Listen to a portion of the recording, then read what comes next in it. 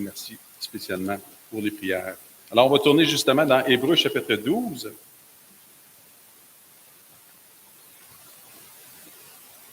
Et le titre, comme on l'a mentionné tantôt, c'est vraiment « Les yeux fixés sur Jésus ».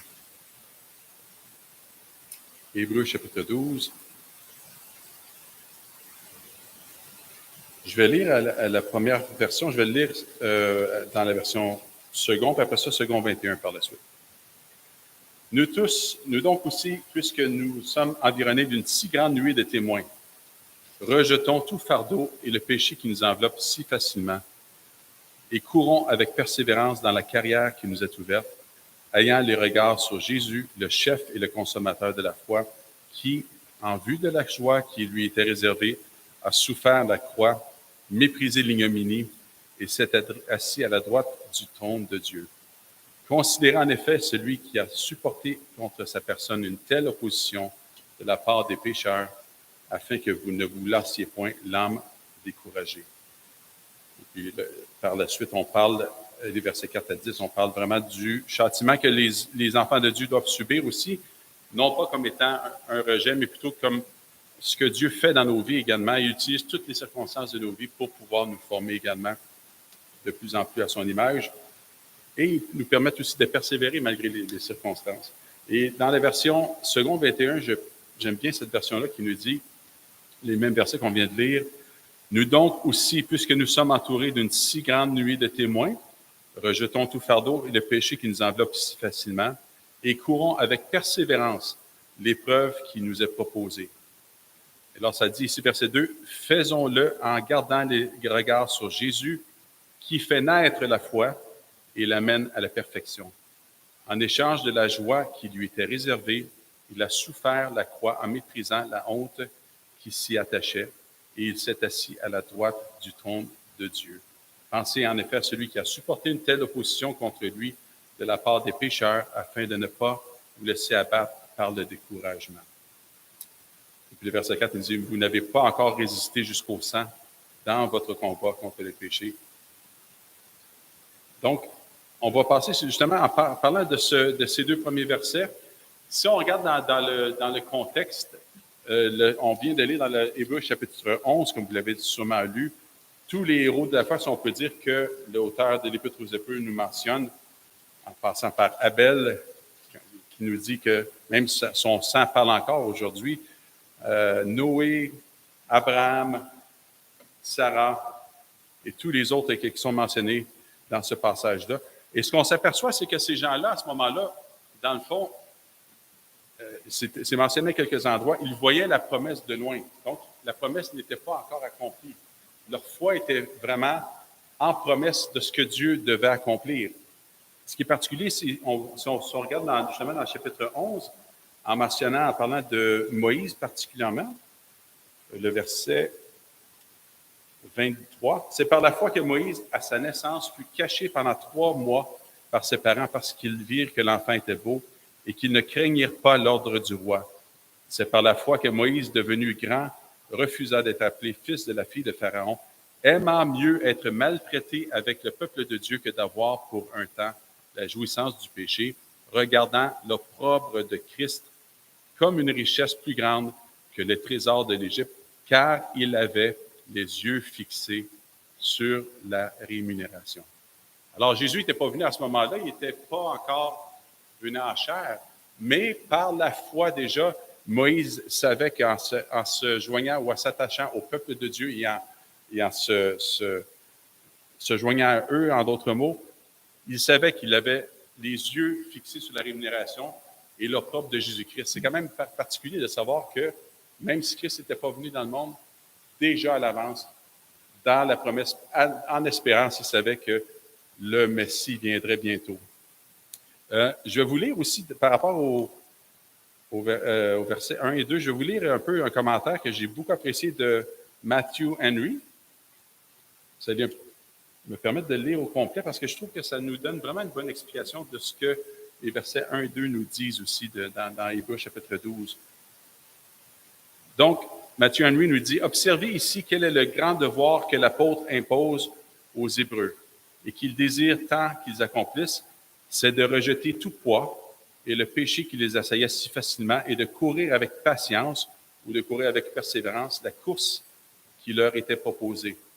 Ce devoir se compose de deux parties, l'une préparatoire, l'autre perfective. Donc, en premier lieu, il nous parle ici de la préparation, ça dit se débarrasser de tout poids du péché. Tout poids, c'est-à-dire toute affection et tout souci démesuré pour le corps, la vie présente et le monde. Le souci démesuré de la vie présente ou de l'affection qu'on lui porte est un poids mort pour l'âme qui la tire vers le bas quand elle devrait s'élever et qui la tire en arrière quand elle devrait aller de l'avant. Il rend le devoir et les difficultés plus dures et plus lourds qu'il ne le seraient. Donc, si on parle dans cette première partie-là, il y a vraiment les fardeaux que chacun d'entre nous, on peut vivre, que ce soit les soucis de ce siècle, l'attachement même aux choses de la terre, dans d'autres circonstances, et aussi l'incrédulité qu'on peut vivre dans notre vie, qui souvent, trop souvent, est peut-être le lot de notre vie également. Donc, ces choses-là, on doit aussi les rejeter. Un peu comme, justement, on parle ici de l'auteur de l'Épître aux Hébreux parle de la marche chrétienne comme étant une course. Donc, un coureur doit aussi se débarrasser des choses qui sont inutiles. Premièrement, il doit se débarrasser du poids. Fait que moi, je serais déstabilisé si je devais courir une course ou un marathon, parce que j'ai du poids à perdre, mais c'est une des choses qu'on doit se débarrasser. Il y a d'autres choses aussi, mais l'entraînement fait partie également du fait qu'on peut s'avancer puis courir la course. Quels autres, selon vous, spirituellement, qu'est-ce qui pourrait nous empêcher d'aller de l'avant aussi, qui seraient des poids dans nos vies, selon vous?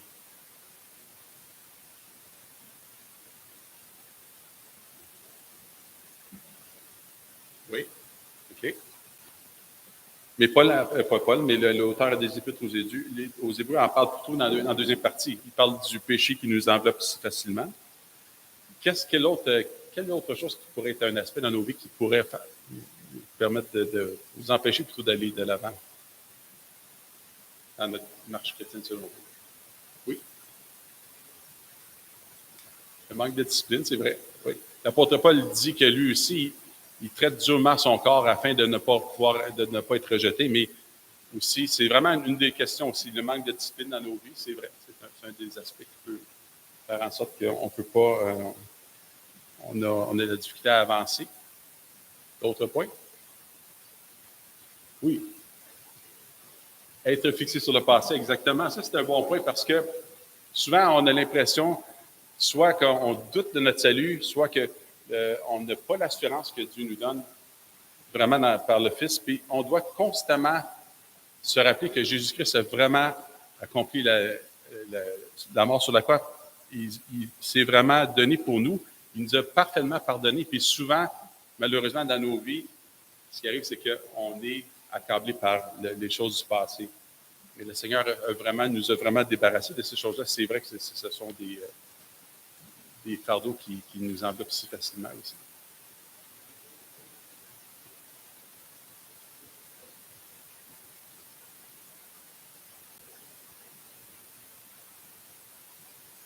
OK.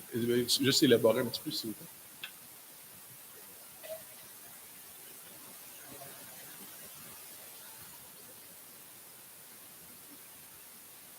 Mm-hmm.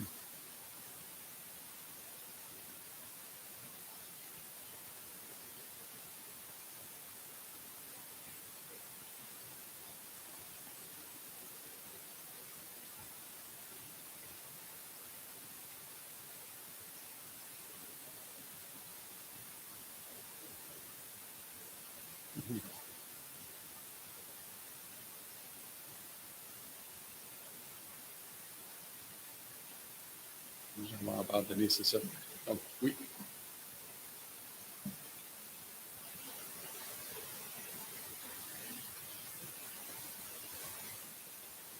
Oui, quelqu'un qui nous écrase, oui. Allez-y, oui.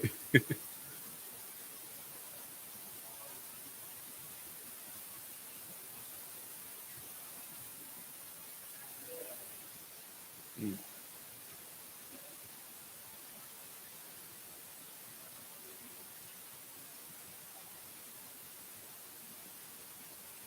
Amen. Tout à fait. Puis, effectivement, souvent, on a les yeux fixés sur nous. Et puis, ce qui arrive, c'est que dans ce cas-là, on va se confier dans nos capacités, mais on sera toujours incapable de le faire. Il faut constamment garder les yeux fixés justement sur Jésus. Et effectivement, vous avez raison, mon cher monsieur. Deuxième point, le péché qui nous assaille si facilement. Matthieu Henry nous dit, le péché qui a le plus d'avantages contre nous.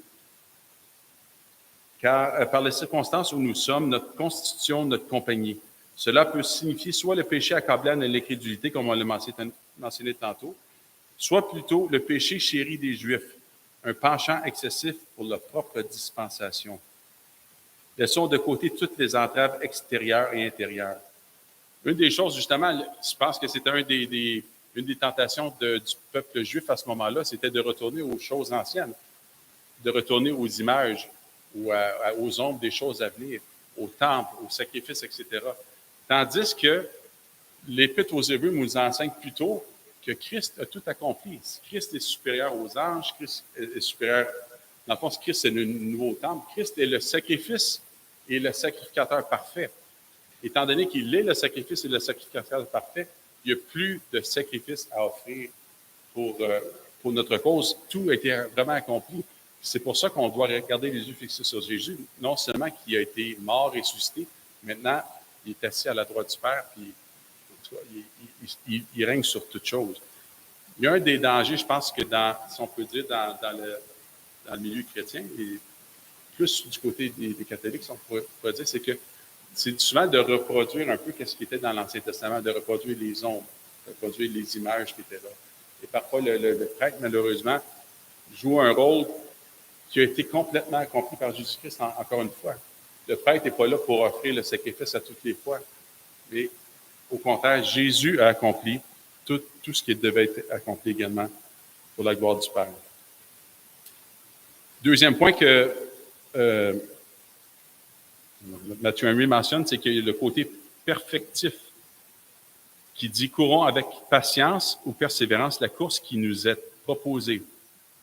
L'apôtre parle, on parle de l'apôtre, mais dans ce cas-ci, on ne sait pas si c'est vraiment un apôtre. Il y en a qui pensent que c'est l'apôtre Paul, mais il y en a d'autres qui pensent que c'est un autre auteur aussi. Mais l'auteur parle dans un style gymnastique tiré des exercices olympiques et autres. Les chrétiens, premier point, ont une course à faire, une course de service et une course de souffrance, un parcours d'obéissance active et passive. Deuxième point, cette course est placée devant eux. Elle leur est indiquée, tant par la parole de Dieu que par les exemples des fidèles serviteurs de Dieu, cette nuée de témoins dont ils nous ont entourés. Elle est définie par des limites et des directions appropriées. La marque vers laquelle ils courent et le prix pour lequel ils courent sont fixés devant eux.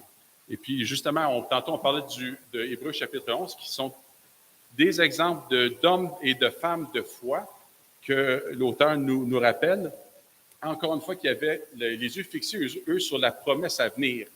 Mais que malgré tout, malgré les difficultés, malgré les souffrances, ils ont continué à persévérer. Vous mentionnez tantôt, justement, Abraham, qui voyait vraiment la cité qui était à venir aussi. Donc, toujours en gardant les yeux fixés sur la promesse qui leur avait été accordée. Nous, on a cet avantage-là. Jésus-Christ est venu, il est venu sur la terre, une vie parfaite, une vie d'obéissance parfaite au Père. Il est mort une mort expiatoire aussi. Il a pris notre place, il est ressuscité maintenant, il est à la droite du Père. Une des choses, je veux juste vous poser comme question, puis ça, c'est Pasteur Jeff qui nous rappelait ça lorsqu'il prêchait. C'est quoi un des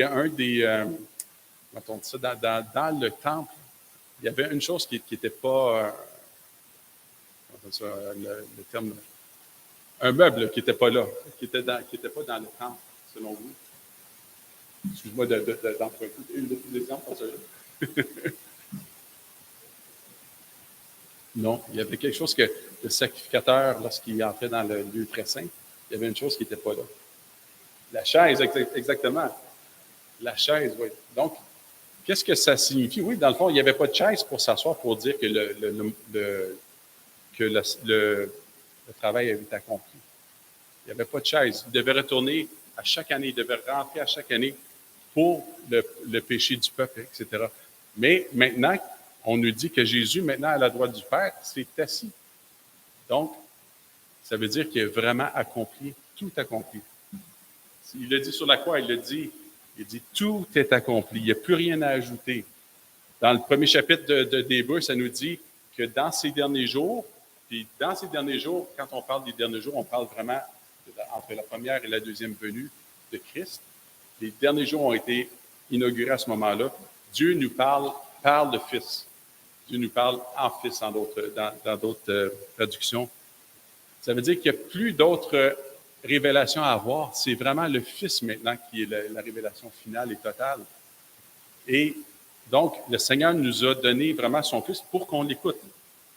Quand Jésus s'est fait baptiser, le Père l'a dit, « Ceci est mon Fils bien-aimé, en qui j'ai mis toute mon affection, écoutez-le. » Alors, aujourd'hui, Jésus continue, et celui qui continue à parler aujourd'hui par l'Esprit Saint, par sa parole également, et il est maintenant à la droite du Père, assis, à cause, étant donné que toute son œuvre a été accomplie une fois pour toutes. Encore une fois, il n'y a plus de sacrifice à ajouter. Et puis, c'est ce que l'Épître aux Hébreux nous répète. Il nous répète aussi que le Seigneur a tout accompli. Donc, deuxième point par rapport à l'aspect perfectif plutôt de la course, ça dit, cette course est placée devant eux. Elle leur est indiquée tant par la parole de Dieu, je pense que je l'ai lu tantôt, que par les exemples des fidèles serviteurs de Dieu, cette nuée de témoins dont ils sont entourés. Elle est définie par des limites et des directions appropriées. La marque vers laquelle ils courent et le prix pour lequel ils courent sont fixés devant eux. Cette nuée de témoins qui est soit passée, comme on l'a lu on dit dans le chapitre 11 de l'Épître aux Hébreux, ou les témoins, ou la nuée de témoins qui sont ici vraiment, ou dans le temps des apôtres, où aujourd'hui on a aussi une nuée de témoins. On a des frères et des sœurs, on a le corps de Christ aussi. On a des gens qui nous ont devancés aussi dans la foi. Mais cette nuée de témoins est tellement importante. C'est un peu comme s'ils étaient là aussi lorsqu'on est dans la course actuellement en train de courir vers le but. Bien, ces témoins-là sont là pour soit nous aider à nous relever quand on tombe, soit pour nous encourager à persévérer.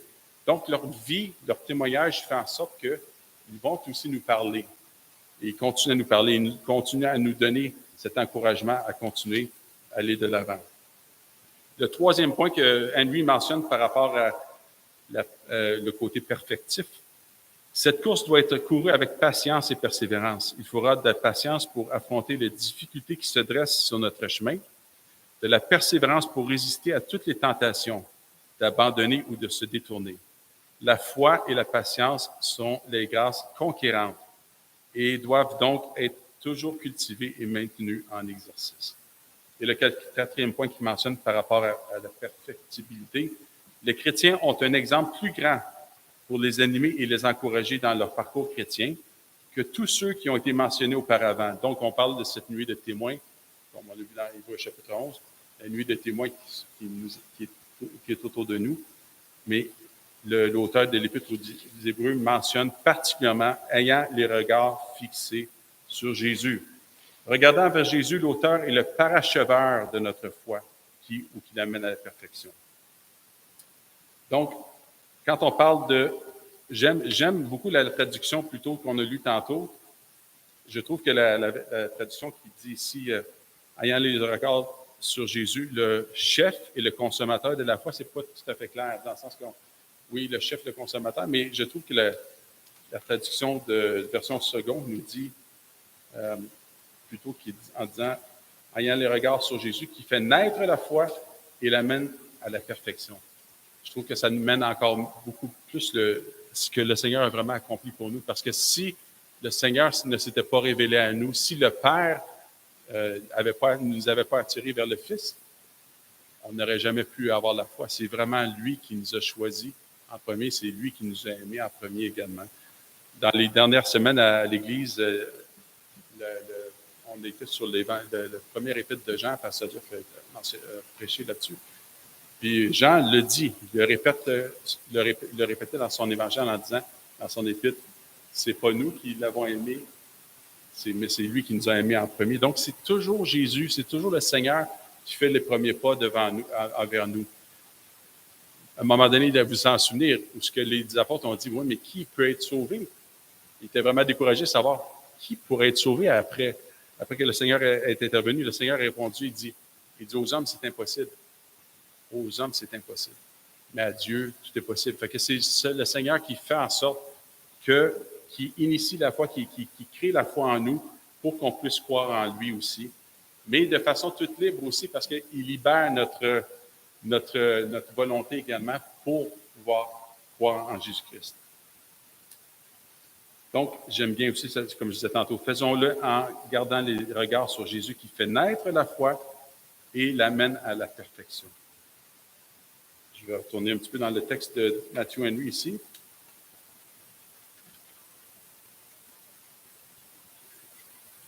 Il nous mentionne justement, il est l'auteur et l'accomplissement de leur foi, le commencement, le perfectionnement et la récompense de celle-ci. Donc, premier point, il disait, il est l'auteur de leur foi, non seulement l'objet, mais l'auteur.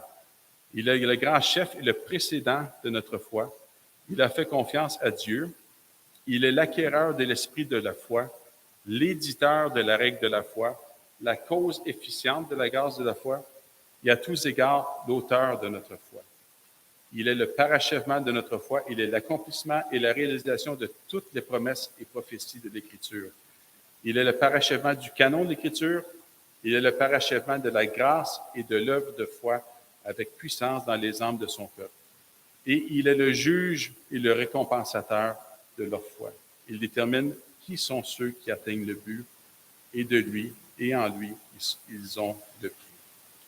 Alors, c'est pour ça qu'on peut réaliser jusqu'à quel point c'est important de garder constamment les yeux fixés sur le Seigneur Jésus-Christ.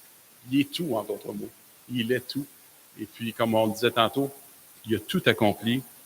On n'a plus à se rendre à un endroit pour pouvoir l'adorer ou quoi que ce soit, comme il disait à la dame cananéenne qui était sur le bord du puits.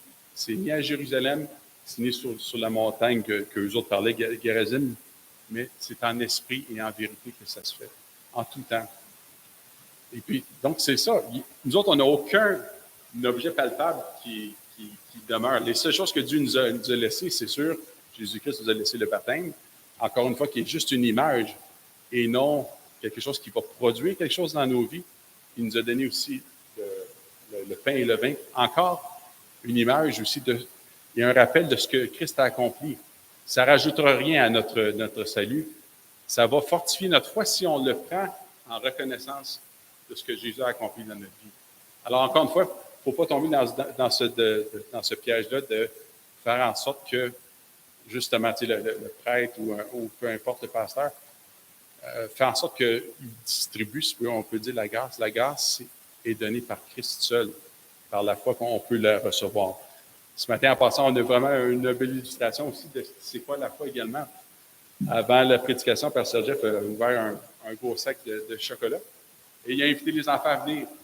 Et puis, pensez-vous que les enfants ont refusé les chocolats? Pas du tout. Mais la foi, c'est ça. C'est ce que Pasteur Jeff nous rappelait aussi, c'est que la foi est la main qui reçoit. C'est pas la main qui va aller chercher, c'est la main qui va recevoir ce que Dieu nous donne. Donc, Dieu nous a accordé par la grâce, même cette foi-là qu'il a créée en nous, mais maintenant, on peut recevoir aussi le don de la vie éternelle. Je reviens aussi au passage ici. Donc, ayant les regards sur Jésus, l'auteur et le perfecteur de notre foi, qui, en vue de la joie qui lui était réservée, a souffert la croix, méprisé l'ignominie et s'est assis à la droite du trône de Dieu. Je peux poser une autre question ici. Selon vous, comment on peut avoir les yeux fixés sur Jésus? De quelle façon que ça se fait, ça, exactement? Étant donné qu'on ne le voit pas. Selon vous, comment est-ce qu'on peut vraiment avoir les yeux fixés sur Jésus? Dans sa parole, oui, effectivement. Entre autres, oui. D'autres façons?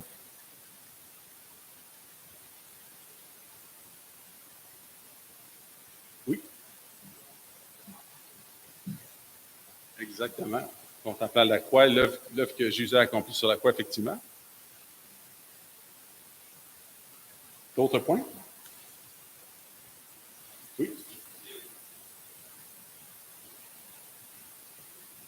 En gardant ses commandements. Oui, parfait.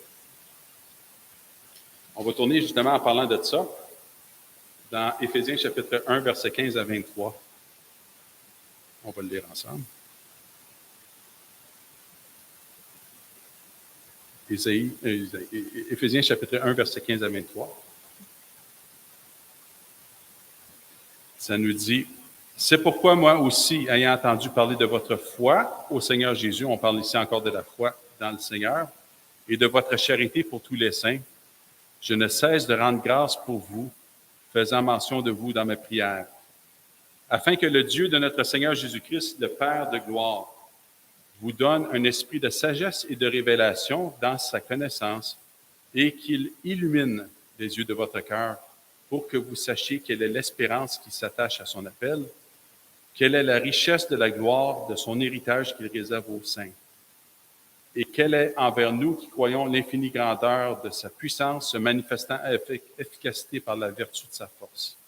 Il l'a déployé en Christ en le ressuscitant des morts et en le faisant asseoir à la droite dans les lieux célestes, au-dessus de toute domination, de toute autorité, de toute puissance, de toute dignité et de tout nom qui se peut nommer, non seulement dans le siècle présent, mais encore dans le siècle à venir. Il a tout mis sous ses pieds et il a donné pour chef suprême à l'Église, qui est son corps, la plénitude de celui qui remplit tout en tous. » Donc, justement, la foi qu'on a dans notre Seigneur Jésus-Christ, l'apôtre Paul prie que le Seigneur nous accorde que nos cœurs soient illuminés, les yeux de notre cœur soient illuminés, afin qu'on puisse savoir quelle est l'espérance qui s'attache à nous, et en réalisant que Jésus a été ressuscité des morts, puis était maintenant assis à la droite du Père. Donc, par la foi, par le Saint-Esprit que le Seigneur nous accorde, par sa parole également, on peut garder les yeux fixés sur le Seigneur Jésus, de dire, la course n'est pas terminée, je veux continuer à aller vers lui, je veux continuer à me confier dans ce qu'il a accompli. Toujours se rappeler, toujours demeurer ferme dans la grâce, malgré les épreuves. Dieu nous promet par Jésus-Christ en disant que oui, je suis à la droite de Dieu mon Père, et puis vous allez continuer à aller dans cette course-là, de persévérer malgré les situations qui nous accordent également. Par l'Esprit de Dieu qui habite en nous, nous pouvons voir et contempler Jésus qui a tout accompli et qui siège maintenant dans les lieux célestes en vainqueur et qui règne sur toutes choses. Sur notre foi, sur notre vie, sur la course que nous devons mener qui comporte des difficultés. Le fardeau, le péché et la correction qui sont nécessaires au parachèvement de la course et au perfectionnement de notre foi. Colossiens chapitre 3, versets 1 à 5, on peut tourner aussi là-dedans. Colossiens chapitre 3, versets 1 à 5.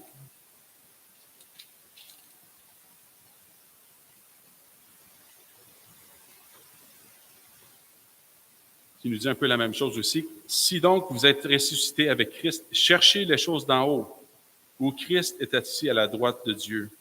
Affectionnez-vous aux choses d'en haut et non à celles qui sont sur la terre, car vous êtes morts et votre vie est cachée avec Christ en Dieu. Quand Christ, votre vie, paraîtra, alors vous paraîtrez aussi avec lui dans la gloire. » Alors, ça nous dit encore une fois de chercher les choses d'en haut, de garder les yeux fixés sur le Seigneur Jésus-Christ qui est à la droite du Père. Et en même temps, l'apôtre Paul nous montre quels sont les obstacles, quelles sont les choses qui nous ralentissent dans notre péché, dans notre vie plutôt, le péché qui nous enveloppe facilement. Le verset 5 nous dit, « Faites donc mourir les membres qui sont sur la terre, l'impudicité, l'impureté, les passions, les mauvais désirs et la cupidité, qui est une idolâtrie. C'est à cause de ces choses que la colère de Dieu vient sur les fils de la rébellion. » Ce sont vraiment des exemples, justement, de choses, de péchés qui nous enveloppent si facilement que l'apôtre décrit également. Alors, le Seigneur nous demande constamment de mortifier la chair, et en même temps de dire qu'on va vivre de l'homme nouveau par le Saint-Esprit également. Et un des fruits de l'Esprit, comme on en discutait l'autre fois, un des fruits de l'Esprit, bon, c'est sûr, il y a l'amour, la paix, la patience, la joie, mais le dernier fruit, qui est le dernier aspect du fruit de l'Esprit qui est mentionné, vous vous souvenez, c'est quoi? C'est la maîtrise de soi ou la tempérance. C'est sûr que le corps de mort qu'on transporte actuellement, c'est ce qui probablement nous ralentit le plus dans notre vie chrétienne. Et l'apôtre Paul le dit, « Misérable que je suis, qui me délivrera du corps de cette mort? » Mais c'est vraiment ça. Le corps de mort, c'est vraiment qu'est-ce qui nous ralentit le plus. L'illustration qu'on donnait supposément, c'est que ce corps de mort était comparé à un corps que lorsque quelqu'un transportait un corps mort sur ses épaules, il t'attachait après lui, puis il marchait avec ce corps sur lui. C'est sûr qu'on est ralenti dans notre course. Mais le Seigneur nous dit, bien, c'est sûr, on va le porter jusqu'à notre mort, mais on est appris en même temps à mortifier de plus en plus ce corps de mort, ce vieil homme également. Mais le Seigneur nous a accordé son esprit pour qu'on puisse aussi avoir cette maîtrise de soi. Alors, s'il y a des situations dans nos vies qu'on vit, peut-être des péchés, on pourrait dire, chacun d'entre nous ici, il y a peut-être des aspects de péché qu'on lutte plus que d'autres situations. Il y en a que ça peut être l'envie, il y en a d'autres, c'est plus la convoitise, il y en a d'autres, ça peut être aussi tout simplement le gain de pouvoir de vouloir posséder. Il y en a d'autres, c'est l'incrédulité, peu importe. On a tous à lutter contre des péchés particuliers, plus ou moins.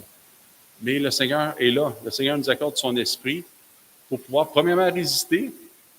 Deuxièmement, s'affectionner des choses d'en haut et non qui sont celles qui sont sur la terre. En même temps, Dieu nous donne des nouveaux désirs aussi. De plus en plus qu'on s'approche de lui par le Saint-Esprit qui nous convainc, par sa parole qu'on lit aussi, il nous accorde vraiment des nouveaux désirs. Et il faut faire confiance dans le Seigneur. Puis ce matin, justement, dans la prédication, il était mentionné qu'on n'est pas obligé non plus d'attendre que nos émotions soient nécessairement présentes. Si vous avez de la difficulté à pardonner à un frère, à une sœur, pardonner quelqu'un dans votre famille, bien, par obéissance, tout simplement à ce que le Seigneur dit, on va pardonner à ceux qui nous ont offensés aussi, comme lui nous a pardonné. Ce qui est la force aussi de notre pardon, c'est vraiment qu'il nous a pardonné, qu'il nous a accordé un pardon qui est parfait également.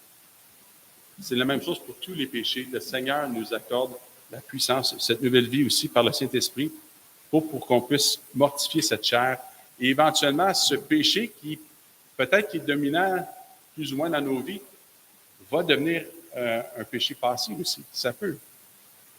Et puis le Seigneur peut le faire. Ça, il est fidèle et juste pour le faire. Puis le Seigneur veut le faire afin qu'on puisse être perfectionné dans notre foi à chaque fois qu'on marche, à chaque fois qu'on court de plus en plus vers la cité céleste.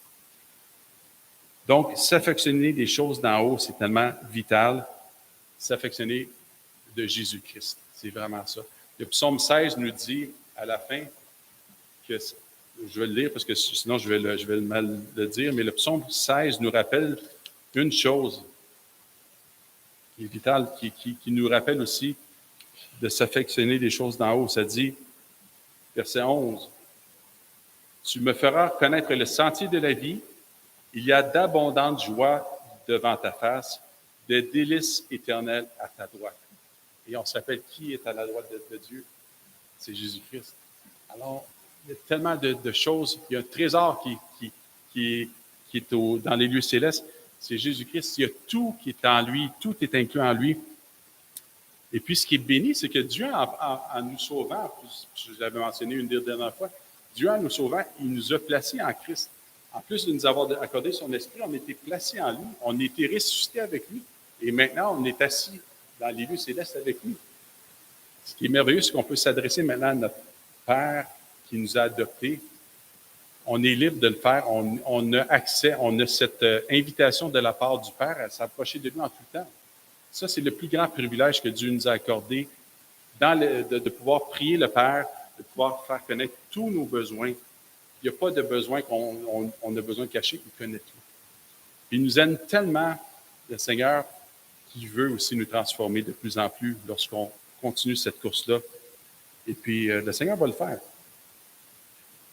Donc, en terminant, juste pour vous dire, tantôt on mentionnait que Jésus est l'accomplissement de toutes choses. C'est pour ça qu'on doit constamment garder les yeux fixés sur lui, constamment demander aussi au Seigneur qu'il nous accorde d'être illuminés aussi dans l'entendement aussi, que nos yeux de notre cœur soient illuminés par le Saint-Esprit, afin qu'on puisse de plus en plus le voir lui seul. Jésus est le vrai temple, qui est son corps, comme c'est dit dans l'Évangile de Jean, dans lequel nous avons été baptisés et introduits. Si vous le voyez dans Romains 12, dans Éphésiens 4. Nous, on est des pierres vivantes, on est membres du corps.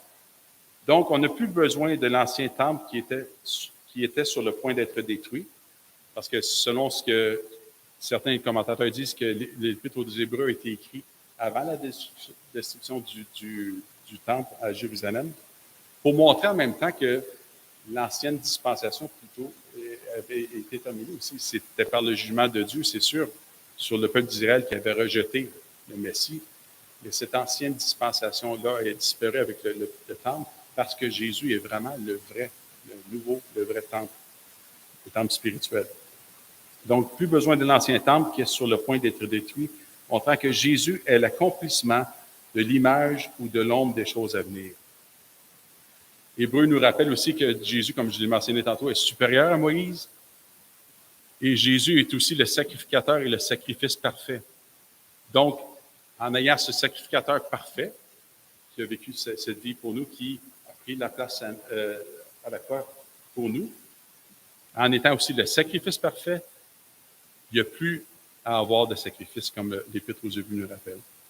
Depuis la venue, la mort et la résurrection et l'ascension de Christ, nous n'avons plus à nous rendre à un endroit particulier, comme je le mentionnais tantôt, pour le servir et l'adorer. Ça, vous le voyez dans Jean 4, 24. On adore le Seigneur en esprit et en vérité. L'apôtre Paul, en terminant aussi, nous dit, puis vous allez pouvoir le lire dans 1 Corinthiens 9, versets 24 à 27. On va pouvoir le tourner, peut-être que ce serait bien. 1 Corinthiens 9, versets 24 à 27.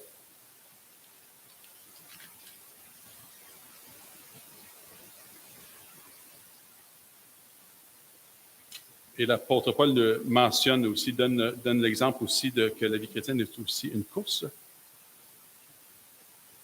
Ne savez-vous pas que tous ceux qui courent dans le stade courent tous, mais qu'un seul remporte le prix? Courez de manière à le remporter.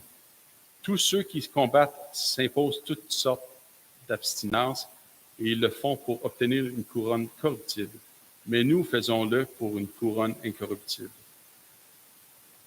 Moi donc, je cours non pas comme à l'aventure, je frappe non pas comme battant l'air, mais je traite durement mon corps et je le tiens assujetti de peur d'être moi-même rejeté après avoir prêché aux autres. Il y a des choses quand même, c'est sûr que dans nos vies, on ne se cachera pas, il y a des choses qui sont inutiles aussi, tu sais, des choses qui sont des bouffes-temps, si je peux dire, alors que le Seigneur nous appelle aussi en même temps de pouvoir acheter le temps pour lui, acheter le temps. Parce qu'on le sait, les jours sont vraiment mauvais, de plus en plus mauvais, avec tout ce qu'on entend, la propagande athée autour de nous, tout ce qui se passe au niveau moral. Le Québec est vraiment dans une noirceur assez particulière. Mais le Seigneur nous accorde encore la liberté, cette liberté de pouvoir prêcher la parole aussi, de pouvoir annoncer l'Évangile, parce que le monde a désespérément besoin de cet Évangile-là aussi. Puis Dieu veut nous utiliser comme étant ses ambassadeurs. Cette course nous rappelle que nous sommes voyageurs, étrangers et pèlerins sur la terre, que nous ne sommes pas encore à la maison, comme l'apôtre Pierre le dit dans 1 Pierre 2, verset 11. Et Pierre nous invite aussi à nous abstenir des convoitises charnelles qui font la guerre à l'âme. Alors, en conclusion de quoi, on peut dire que le Seigneur nous appelle constamment de se débarrasser des fardeaux qui nous tiennent, qui nous ralentissent dans notre course, en même temps de nous débarrasser des péchés qui nous enveloppent si facilement, mais de courir avec persévérance. La vie chrétienne, ça ne veut pas dire que ça n'a pas été dit que ça va être exempt de toute difficulté, au contraire. Puis encore une fois, Dieu permet aussi la correction dans nos vies pour pouvoir de plus en plus devenir comme lui aussi. Et en même temps, on veut garder les yeux fixés sur le Seigneur qui est le chef, qui est l'auteur de notre foi, parce que c'est vers lui qu'on s'en va. C'est vers sa maison, dans la maison dans laquelle on s'en va bientôt. On est encore en mouvement actuellement. On n'est pas chez nous. On est encore des pèlerins, des voyageurs sur la terre. Mais Dieu nous appelle à garder les yeux fixés sur lui. Puis un jour, très bientôt, le Seigneur va nous recueillir auprès de lui. Puis maintenant, nous aussi, on va être dans sa présence, sous des nouveaux cieux et une nouvelle terre. Puis ma prière, ma supplication, c'est que le Seigneur puisse faire de nous aussi des intercesseurs, premièrement. On en a plus que jamais besoin aussi avec tout ce qui se passe dans le monde. En même temps, de garder les yeux fixés parce qu'il y a de l'espérance en Christ. Toujours se rappeler que la bonne nouvelle, c'est une bonne nouvelle. Puis qu'on doit être aussi, nous aussi, des bonnes nouvelles pour les autres qui nous entourent. On est peut-être la seule lettre lue que les gens vont lire dans leur vie. Alors que Dieu puisse nous accorder cette grâce d'être trouvé fidèle, trouvé disponible en tout temps, apporter la parole à ceux qui nous entourent et qu'on puisse en voir le plus possible venir à la repentance parce que Jésus est la seule solution. Amen. On va juste prier pour terminer ici. Seigneur, notre supplication, notre désir, c'est vraiment de te voir de plus en plus, Jésus, de te voir de plus en plus clair, que tu puisses illuminer les yeux de notre cœur, afin qu'on puisse contempler l'œuvre de Christ, cette œuvre qui a été accomplie une fois pour toutes. Seigneur, comme on en a parlé tantôt, non seulement, Seigneur Dieu, tu es venu sur la terre, tu es mort, tu es ressuscité, mais maintenant, tu règnes sur toute chose, sur toute domination, sur toute autorité. Seigneur, tu nous invites aussi à venir vers toi cet après-midi et tu nous invites, tu nous accueilles aussi, Seigneur, dans ta présence. Seigneur, qu'on ne puisse pas s'en priver, au contraire, qu'on puisse aller constamment à toi. Il n'y a rien qui est pour toi qui est inutile ou qui est banal. Seigneur, tu veux qu'on fasse connaître chacun de nos besoins afin qu'on puisse être rencontrés par toi et dans peu importe ces besoins, ces épreuves que tu nous fais vivre, Seigneur, que tu permets, bien qu'on puisse te rencontrer, qu'on puisse avoir un rendez-vous divin encore une fois, de voir Jésus-Christ agir parce qu'on veut aussi être des vrais témoins, des témoins fidèles qui vont pouvoir apporter la bonne nouvelle autour de nous, Seigneur. Ravive nos cœurs, Jésus. Si, Seigneur, parmi nous, il y en a qui sont découragés, il y en a qui sont peut-être qui ont peut-être leur flamme a diminué, Jésus.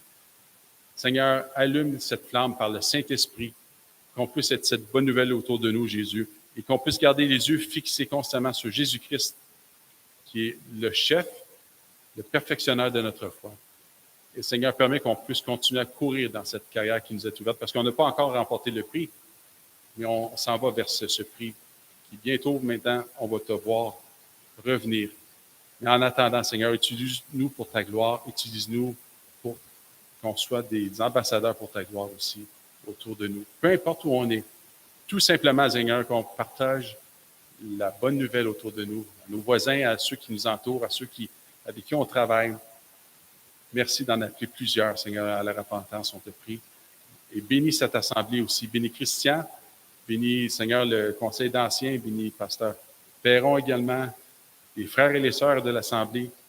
Et bénis, Seigneur Dieu, que cette unité qui nous unit, Seigneur, puisse continuer vraiment à nous bénir, Seigneur. Autant la Bible parle qu'ici à l'Église de la Trinité, je te prie dans le nom de Jésus. Amen. Amen.